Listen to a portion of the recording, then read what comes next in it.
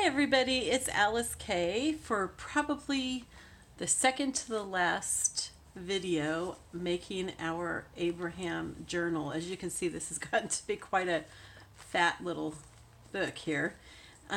We are finishing up our journal cards, and we won't really finish them up in this video, but I just have a few more things to show you, and then I'm going to let you work on your own. Probably, I think this will probably be the last video, and then we'll do a flip through. So I wanted to show you some of the things that I've done, and there are some things still to do on some of these. I made a ton of journal cards, and I still have more to do. And I figured out an easy way. I don't know why I didn't think of this before, but okay, I've got printed paper here, you know, this is journal worthy. You can write on this. Okay, so I took the pictures that I had cut out and I put them on and I sewed them onto the paper. Okay, now a couple things that I learned as I was doing this. Most of the ones that I did, I had inked the edges first. Well, when you go to cut them, it's really hard to cut exactly right alongside it. And sometimes you leave a little bit of the white paper, and sometimes you cut off some of the stuff that you've inked. So it's really better to wait until you finish cutting it to ink it. The other thing is try not to put them right up next to each other. Give some space in between, because again, it's hard to cut right in between them. As you're sewing, if you're sewing like over here, it's going to be hard to fit underneath the machine. If you get yourself into that position, just kind of roll the paper up to go through the machine, and that works pretty well. I think that's it. Anyway, so try to fit several on the card. Usually, if I had a little bit of space left on the side or at the bottom, I would use some of my scraps. Probably thinner than this. Yeah, even like, well, maybe even a little bit bigger than this, but I would sew them down there to make, we'll run across them in here, to make some small cards to go in, like those triple pockets and stuff like that. Okay, so I'm not going to cut these out. I just left this on here so that I could show you that. I'll cut those out a different time. We're not actually going to make any cards today. I'm just going to show you some different ways that you can work on them. Some of the different things that I did. Okay, so this one I'm going to set aside for a moment. Okay, so I did decide I've got to have some lace in here. So I'm just doing one little tiny piece of lace. Actually, I think I might be doing two. Okay, so this is not done yet. I left it so that I can show you how I'm going to do it. Okay, so I had this picture and I had already inked it, which, like I said, it'd be better if you don't ink it until you're done. I collaged on the back, okay, and I just went ahead and I glued this. I did not sew it because I decided, you'll see on some of these, when you've got too much stitching with the collage, it's going to make it too hard to journal on, and the point of these cards is to journal. So I used glue stick for these, and the reason I used glue stick is because you can get right up to the edges really well, and it holds it down, but it's all flat. Sometimes when you use, like some of your other glues, if you're not careful to spread it perfectly, then it gets kind of gloppy underneath and bumpy, and I need this to be smooth so I can write on it. Okay, so I'm going to cut this out, and it looks like a little bit needs to be glued there at the edge, and I can do that once I get this cut. Okay, so, and I used the blue ink on this. I don't know if you can tell. Mainly I used the brown in this journal, but I wanted to be able to show you some of the blue ink. It's very, very dark blue. I think if I was going to get a blue, I would get, there's one that's like a denim, like washed denim or something like that, and I think that would be probably would be my preference. But this one's going to be really nice because I'm doing a lagoon themed journal next. I'm going to be using, that's another thing, I made tons and tons of journal cards. Now you do want a lot of journal cards. You would be amazed at how many. And some of these I'll go ahead and put in the journal, but most of them I'm going to put into a manila envelope to just choose from as I go through, because I don't really know when I get to a certain page what I'm going to be journaling on. And so, you know, I don't know which card I'm going to want. Also, I may not need all of these in this journal, so I can always use them in another journal, but I won't use them in any others until I've finished the study. Okay, so I've made my, here, I folded the ribbon or lace in half. This is lace. Folded it in half and made it small enough to go through the hole. And then I'm doing a slip knot like I showed you with the yarn and the cheesecloth. Okay, and I'm just pulling that through, nice slip knot, and that gives me a nice little thing to pull it up with. And part of the reason, I mean, partly it's decoration, okay, but partly also, like in some of these pockets that are really deep, like say this big pocket here, okay, when you put, we're going to put bigger cards in that, but when you put the cards in there, it's going to be hard to get them out. So it's nice to have something up here that you can pull on, and you want to pull gently, obviously. And it also, I like having all the stuff sticking out of the top and the sides and everything like that. Okay, so, and then I made sure, okay, like I had cut out this thistle here to go on this. I just thought that would be pretty. So I decided to go ahead and use the rest of that picture on the back of this. This is the actual card. The pictures of flowers and other plants that I have are plants that are in Israel. The pictures aren't necessarily taken in Israel, so they might be slightly different from the particular kind of that plant in Israel, but you know, I was looking for copyright free, and so you know, you take what you can. I'm going to put some cheesecloth on this one. Okay, and we're going to do some other tabs too that I'll show you, but this one's going to be like that with some cheesecloth. So let's go ahead and stick it through. We're not going to do all of these cards on camera, but just I had some things that I want to show you how to do. Okay, so there's that. Obviously, I'm not going to write on this side, but I can write on this side, and it's got a nice little flower there too. Okay, so this is one of my larger cards, and I cut some fabric to use as a tab on that. Now you could just sew it on just like this. I like to usually double it over like this. Okay, now I have one flower here that I didn't double over. I just made it one single layer so that you can pull it up. And I backed this with coffee dyed paper that I glued on. Actually, I didn't sew it on. I glued this on, and then I stitched the piece of fabric to the top. And again, you know, I'm just like cutting little swatches and not trying to get it all perfectly, you know, symmetrical or anything in the stitching. I'm not trying to make that all perfect or anything like that. The picture came all the way up to the top. So I left the coffee dyed paper sticking up a little bit so that I could stitch a little bit on the paper with the flower and a little bit on the coffee dyed paper and a little bit on the fabric, which, you know, it's actually overlapping on the fabric. So that will make it nice and sturdy.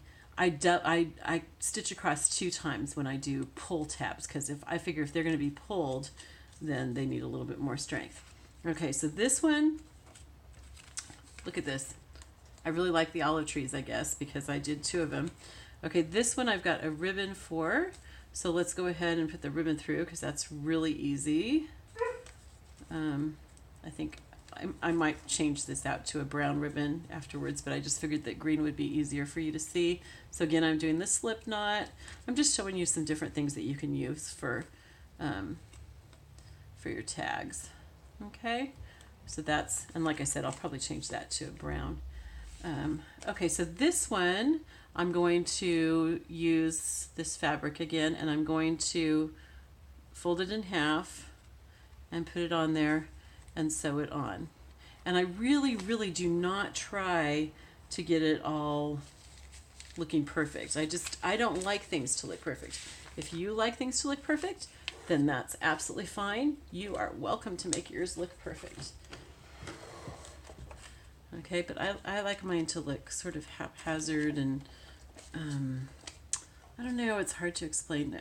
I'm kind of a bohemian hippie kind of person, so that's what I like, is the haphazard look. Okay, and I'm going to turn that around and sew back again. There we go. And I go like one stitch past the tab. Okay, so that's what that one looks like. Like that. Okay. And then this one, I'm not sure where the thing is for that. It'll show up. Okay, I did these poppy ones, and I used the cheesecloth at the top. I used coffee dyed paper on the back of these two, and on the back of this one I used another scrap. But it's light enough that I can write on it. And really, I can probably write on these too. I'm not sure if I will or not, but I can. Okay, here's some of the paper from the inside, not paper, fabric from the inside cover that I'm going to use on this one as a pull tab. My larger ones, I tend to use some kind of pull tab on them because I figure they're going to go into a fairly deep pocket most likely, unless I know for sure that I'm going to put them in a like a top tuck or something like that. Wow, okay, that's thick, but it did really well. I'm going to turn around and go back again. Okay, I went way past it on that one, but that's all right. Okay, so that's what that looks like. Okay, it's got its little tab there. My Starry Night, see what I mean? I was kind of like stitching all these little parts together and I wasn't thinking about how that looked. I should have used black thread on this. I'm not very happy with this, and I might print it out and redo it. But for the meantime, we're going to go ahead and sew a tab on it. I really want a card with this picture because, you know, God says, look at the stars and count the stars, Abraham. I think we talked about that last time.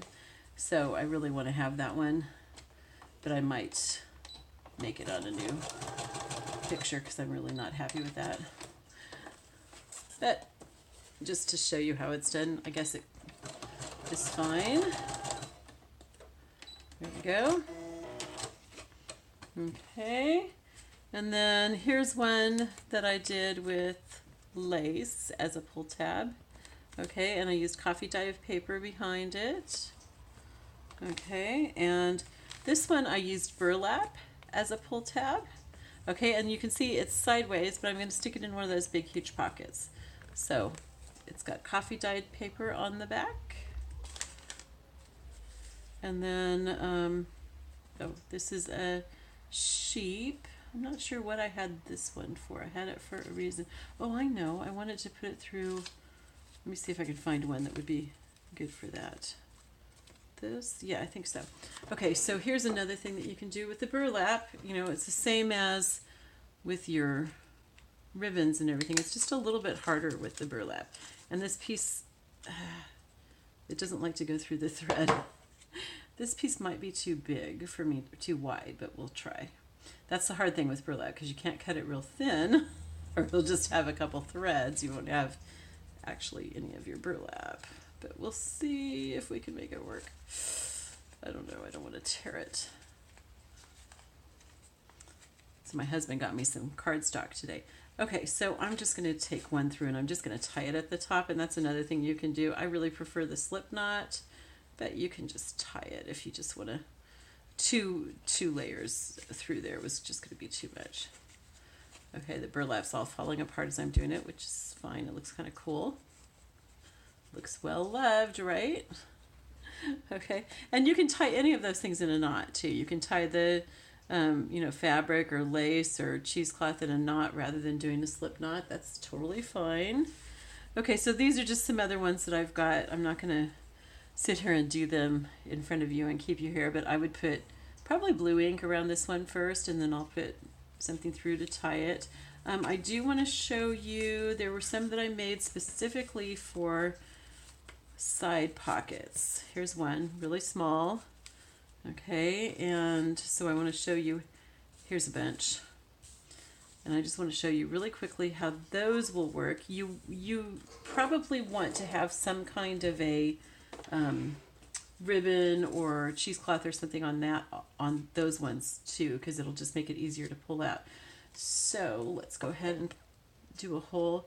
I'm sorry, you guys, I still have my cold and it's really in my head and I'm having a really hard time thinking. More than normal. So I've got cheesecloth here. I'm gonna cut a piece of that. You know, remember when you're gonna take it through a hole, you're like cutting a ribbon basically. And I like the cheesecloth for this particular journal especially. And these little tiny cards, I mean, obviously you're not going to journal a massive entry on it. You can put a verse or a quote or something from a sermon that you heard, or just a quick insight, you know, or just, you know, something that God showed you. Just something really short that you can write. I make these so that I can write on the front and the back because they're so small. Okay, so let me just show you what this is going to be like in the journal. And you can make side pockets that are bigger if you want. Okay, this one has a side pocket, but that's going to be hard to get into because of that burlap. Okay, here's a side pocket right here. And so I can stick this in here. I can actually stick one that's a little bit bigger. And I think that I had one that I specifically made for this one to be the right size and everything.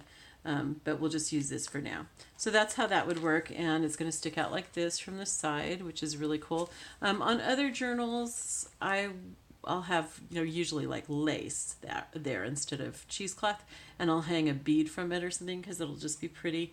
I'm not really sure I want more beads on this particular journal. It does fit, so I might, but we'll see. So that's basically it, you guys. I mean, there are a lot more things that you can do, but I didn't want to overwhelm you. I feel like I already have probably. So I'm going to stop here with this as far as the tutorials. I'm still going to make a lot more of mine. Oh, let me stick in one of these in one of the big pockets. Hopefully it'll fit. I didn't measure it. Yes, it will. Okay. So we're going to stick this, and you can probably put more than one card in one of these big pockets. See, like this. I made pockets like this for my mom's journal. She's walking across the U.S. right now, and you know, she could put maps and stuff in hers. Okay, so there's, and then that's what it looks like sticking up there, sticking with the burlap sticking up. So you've got that at the top here, which is really nice. Okay, so if you want to have some more variety, go ahead. There are tons and tons of tutorials for junk journals on YouTube, and just check out some of those, get some more ideas of more things that you can put in if you want more of a variety, or if you want to keep junk journaling, making junk journals. You know, I totally encourage you to do that. It's just a lot of fun. I'll show you a flip through of this in a day or two. And I'll show you what I've done with the cards that I put in here. Like I said, I'm not going to put all of these in there. I'm probably going to keep them in an envelope and use them as I'm ready for them. But I will put some in here because I just like to have some already in. All right, and just one more thing. I would not encourage you to write in your junk journal yet, because even though I know you're anxious to, because we have really specific things that we're going to be putting in here. But if God starts giving you insights about Abraham and everything, go ahead and write them on one of your cards, because then you can put those wherever you want them. Okay? All right, I love you all, and remember that the study starts the first Monday of June if you are studying, you know, like right along with us in real time. I'm not going to be doing it live. It'll be recorded, but if you want to do it with us in real time, you're welcome to do this anytime. It'll probably be up for at least a couple years. And but if you're doing it in the summer with me, summer of 2019, I am going to have some challenges and some fun things that you can get for fulfilling those challenges. There's a certificate that's available for the course, and you don't have to have the journal for it, but if you've watched this far along, you probably do have the journal.